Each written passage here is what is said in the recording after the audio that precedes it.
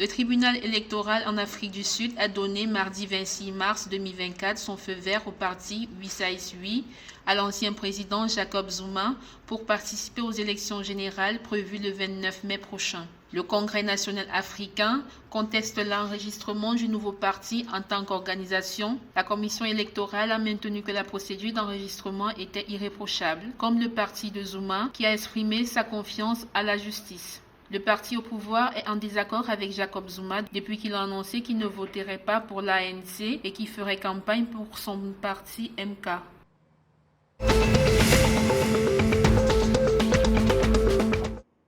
La Zambie parvient à un accord historique avec ses créanciers privés. Ces créanciers ont accepté de restructurer 3,5 milliards de dollars de dettes zambiennes. L'annonce a été faite ce lundi 25 mars 2024 par le président Hakainde Hichilema. Cet accord, selon le président Hichilema, a libéré des ressources qui étaient auparavant allouées au remboursement de la dette, permettant à la Zambie de canaliser ses fonds vers les besoins économiques essentiels de développement. L'accord de restructuration de la dette représente un pas en avant important pour la Zambie, favorisant l'optimisme quant à un avenir économique meilleur, alors que le pays poursuit son chemin vers la stabilité et la prospérité.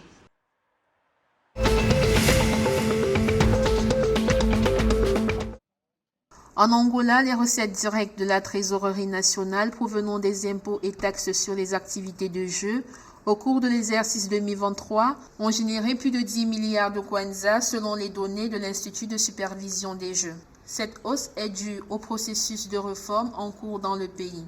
L'Institut de supervision des jeux indique également l'adoption continue des jeux en ligne, l'expansion des jeux sociaux vers d'autres provinces du pays, autres que la capitale du pays, associée à l'augmentation des actions de contrôle et d'inspection. La note ajoute que l'activité de jeu est associée à un potentiel élevé de collecte de revenus, ce qui signifie qu'il revient aux États de l'autoriser, de la réglementer et de la surveiller.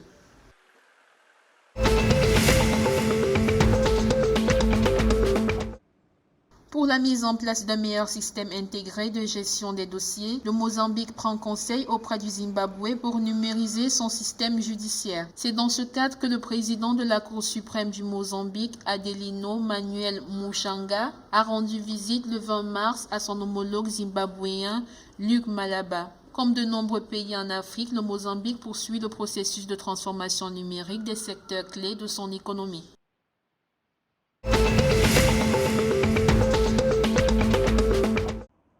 Le Zimbabwe et la Zambie vont lancer un nouvel appel d'offres pour la construction de la centrale hydraulique de Batoka d'une valeur de 5 milliards de dollars. Les travaux du projet Batoka Gorge, d'une capacité de 2400 MW, devaient initialement démarrer en 2020, mais ils ont rencontré plusieurs retards, dus notamment à l'apparition de la pandémie de coronavirus et des difficultés à obtenir un financement.